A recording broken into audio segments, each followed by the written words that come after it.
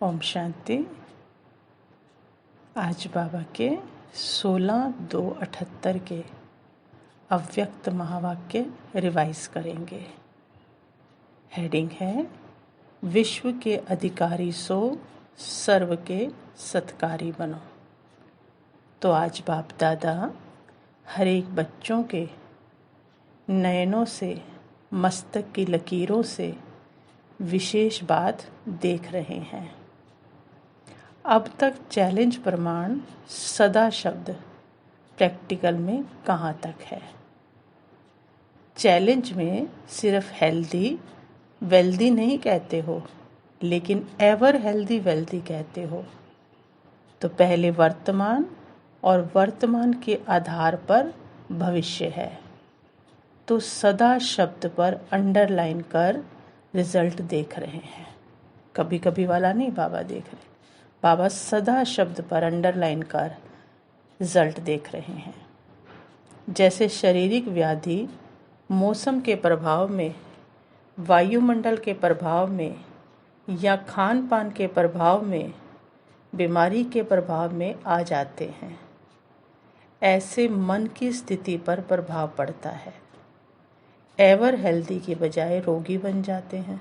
जैसे शरीर पर पड़ता है तो बाबा कहते हैं मन पर भी पड़ता है, तो एवर हेल्दी की बजाय रोगी बन जाते हैं।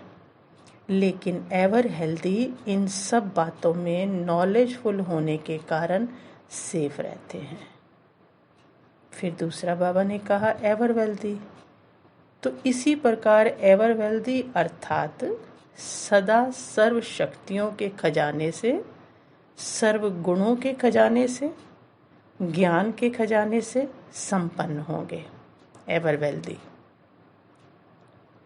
निर्धन आत्माएं भी संपन्न मूर्त को देख उनकी भरपूरता की छत्र छाया में स्वयं भी उमंग उत्साहवान अनुभव करेंगी। क्या निशानी एवर वेल्दी वालों की? कि उनके संपर्क में भी जो आएगा वो भी भरपूरता का और उमंग उत्साह का अनुभव करेगा। फिर ऐसे ही बाबा ने तीसरा बताया एवर हैप्पी अर्थात सदा खुश। कैसा भी दुख की लहर उत्पन्न करने वाला वातावरण हो, नीरस वातावरण हो, अप्राप्ति का अनुभव कराने वाला वातावरण हो, ऐसे वातावरण में भी सदा खुश रहेंगे और अपनी खुशी की झलक से दुख और उदासी के वातावरण को ऐसे परिवर्तन करेंगे जैसे सूर्य अंधकार को परिवर्तन कर देता है। अंधकार के बीच रोशनी करना, अशांति के अंदर शांति लाना, नीरस वातावरण में खुशी की झलक लाना, इसको कहा जाता है एवर हैप्पी। जो अंधकार के बीच में रोशनी ले आए, अशांति के अंदर शांति ले आए, नीरस वातावरण के अंदर खुशी ले आए, बाबा उसको कहते हैं एवर हैप्पी। ऐसी सेवा की आवश्यकता अभी है, न कि भविष्य में। तो अभी तक ये सेवा बाबा कहते हैं अखंड रही है या बीच बीच में प्राप्ति की लकीर खंडित होती है। रिजल्ट में अखंड और स्पष्ट उसकी कमी देखी है। तो सही बाबा कहते हैं, लेकिन अखंड रहे ये तीनों प्राप्तियां और स्पष्ट रहे, इसमें बाबा कहते बाबा को कमी दिखाई दी। लेकिन बाबा कहते लेकिन बीती सो बीती।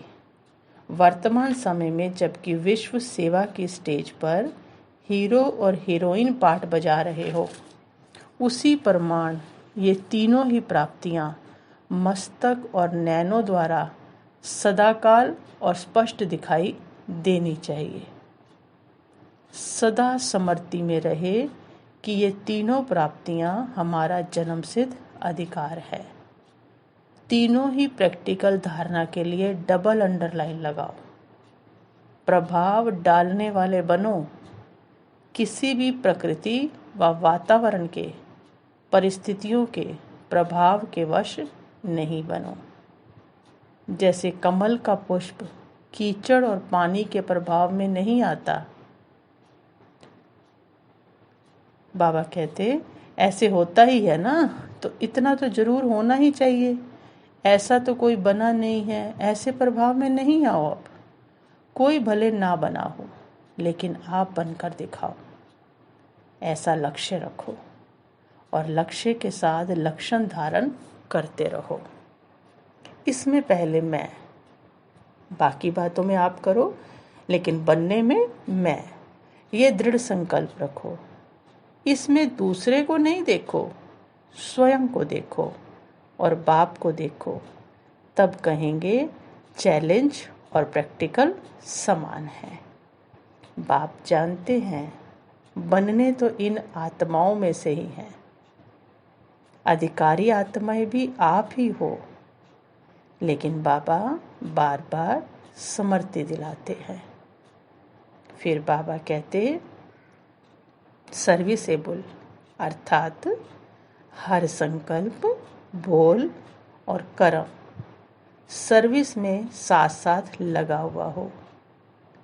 त्रिमूर्ति बाप के बच्चे हो ना, तो तीनों ही सर्विस साथ साथ होनी चाहिए। मनसा द्वारा आत्माओं को बाप से बुद्धि योग लगाने की सेवा, वाणी द्वारा बाप का परिचय देने की सेवा और कर्म द्वारा दिव्य गुण मूर्त बनाने की सेवा। यही अंतिम सेवा का रूप है। जब वाणी और मनसा से और कर्म से तीनों सेवा इकट्ठी होंगी, तब ऐसे नहीं कहेंगे कि बहुत अच्छा है, लेकिन मुझे प्रैक्टिकल बनकर दिखाना है, ऐसे अनुभव में आ जाएंगे। सिर्फ अच्छा अच्छा नहीं कहेंगे हमारी बात को, बल्कि करने के लिए रेडी हो जाएंगे। तो ऐसे सर्विसेबल बनो। इसी को ही वरदानी और महादानी की स्टेज कहा जाता है। फिर बाबा कहते हैं सदा हर कर्म करते हुए एक्टर बनकर के कर्म करते हो, पूछ रहे हैं हमसे। स्वयं ही स्वयं को साक्षी बन चेक करो कि जो पाठ बजाया वे यथार्थ व महिमा योग्य चरित्र रूप में किया। स्वयं के इस पाठ को स्वयं देखकर देखो। हमेशा महिमा उस कर्म की होती है जो श्रेष्ठ होता है। तो एक्टर बन एक्ट करो, फिर साक्षी बनकर चेक करो कि महान हुआ या साधारण हुआ। जन्म ही अलौकिक है तो कर्म भी अलौकिक होने चाहिए, साधारण नहीं। संकल्प में ही चेकिंग चाहिए, क्योंकि संकल्प ही कर्म में आता है।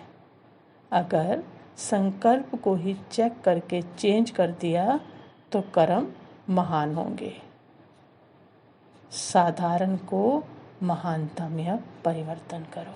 तो संकल्प में ही चेकिंग करो और उसको चेंज कर दो। फिर बाबा कहते कोई भी परिस्थिति जो भले हलचल वाली हो, लेकिन बाबा कहा और अचल। बाबा कहा और क्या हो जाओ, अचल। अगर कारण की बजाय निवारण में चले जाओ तो कारण ही क्या बन जाएगा, निवारण बन जाएगा। लेकिन हम कारणों में लगे रहते हैं। ब्राह्मणों के आगे कोई परिस्थिति होती ही नहीं है। बाबा कहते होती ही नहीं है। हम कहते परिस्थितियां नहीं खत्म होती, और बाबा कहता कोई होती ही नहीं है। क्यों? क्योंकि मास्टर सर्वशक्तिवान है। उनके आगे ये परिस्थितियां चींटी समान भी नहीं है। बाबा कहते हैं परिस्थितियां चींटी समान भी नहीं है। सिर्फ होता क्या है कि जब ऐसी बातें होती हैं तो उस समय उस कारण में समय लगा देते हो, क्यों हुआ, कैसे हुआ। उसके बजाय अगर ये सोचें कि जो हुआ उसमें कल्याण भरा हुआ है, सेवा समाई हुई है, तो बच्चे चेंज हो जाएगा। तो सदा कंप्लीट बनो, कंप्लेन नहीं करो। हर कर्म में सबको आपका ज्ञान का स्वरूप दिखाई दे। हर कर्म में यही विशेष लक्ष्य रखो, क्योंकि कर्म ऑटोमेटिक सबका अटेंशन खिंचवाते हैं। क्योंकि अब सुन सुन कर लोग क्या हो चुके हैं, थक चुके हैं। अब कर्मों से देखना चाहते हैं। तो बाबा कहते कर्म ऑटोमेटिक सबका अटेंशन खिंचवाते हैं। प्रैक्टिकल कर्म एक बोर्ड का काम करता है। बोर्ड का कर्म देखते ही सबका अटेंशन जाता है कि ऐसा कर्म सिखलाने वाला कौन है इनको। तो बाबा पूछते हैं तो अब क्या नवीनता करेंगे? लाइट हाउस बनेंगे। बाबा हम बच्चों से क्या कह रहा है? क्या बनेंगे? हम लाइट हाउस बनेंगे।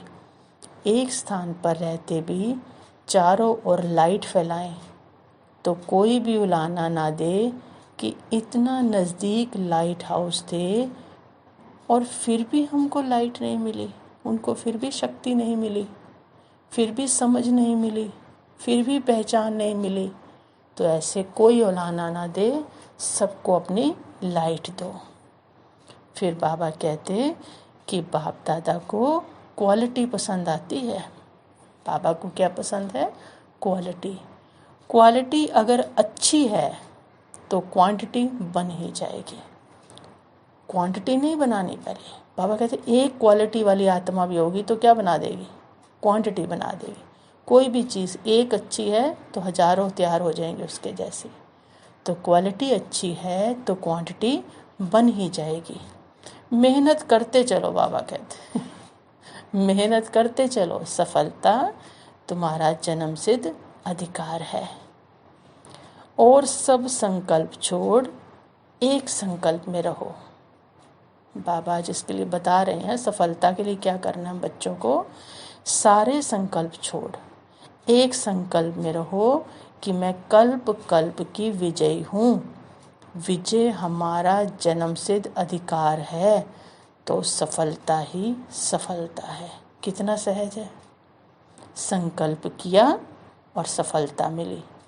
इसलिए बाबा कहते ज़्यादा नहीं सोचो।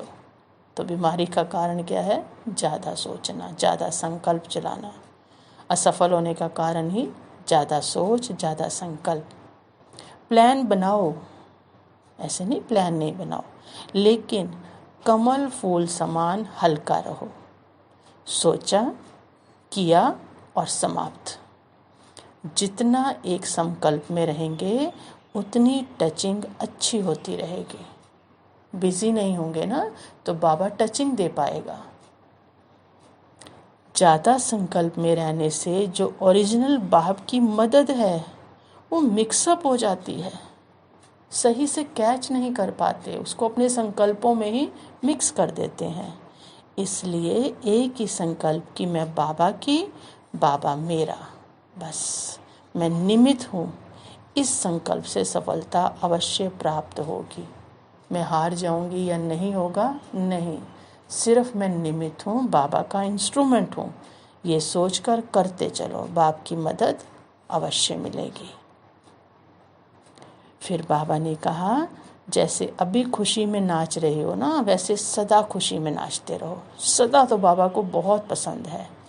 कोई भी परिस्थिति आए तो परिस्थिति के ऊपर भी नाचते रहो। जैसे चित्र में दिखाते हैं ना, सर्प के ऊपर भी नीचे नाच रहे हैं। ये जड़ चित्र आप सबका यादगार है।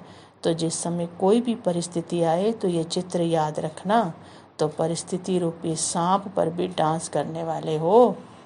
बाबा कहते परिस्थिति रूपी सांप पर भी डांस करने वाले हो। तो खाली कृष्ण ने थोड़ी किया, उसी का यादगार थोड़ी है, हम सब बच्चों का है। यही सांप आपके गले में सफलता की माला डालेंगे। जितने विघ्न, जितनी परिस्थितियाँ, उतना ही हम आगे बढ़ते चले जाएंगे। फिर बाबा ने वरदान दिया, समय और संकल्प रूपी खजाने पर अटेंशन दे। जमा का खाता बढ़ाने वाले पद्मा पदमपति भव। वैसे खजाने तो बाबा कहते बहुत हैं, लेकिन समय और संकल्प विशेष इन 2 खजानों पर अटेंशन दो, क्योंकि ये वेस्ट हो गए तो ये वापस नहीं आते। और जो वापस नहीं आते उन्हीं को हम सब क्या करते हैं? वेस्ट करते हैं। हर समय संकल्प श्रेष्ठ और शुभ हो तो जमा का खाता बढ़ता जाएगा, प्लस होता जाएगा पुण्य।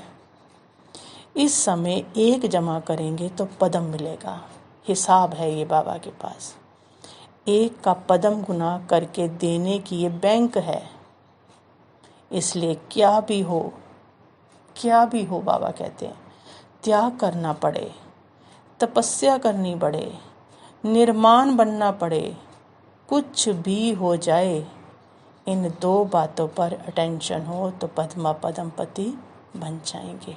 1 सेकंड भी समय व्यर्थ ना हो और एक संकल्प भी किसी के प्रति नेगेटिव या व्यर्थ ना हो। समय पूरा यूज़ करें, 1 सेकंड को यूज़ करें और संकल्पों को शुभ भावना, शुभकामना, सारे संकल्प श्रेष्ठ हों। फिर स्लोगन दिया बाबा ने, मनोबल से सेवा करो तो उसकी प्रालब्ध कई गुना ज़्यादा मिलेगी।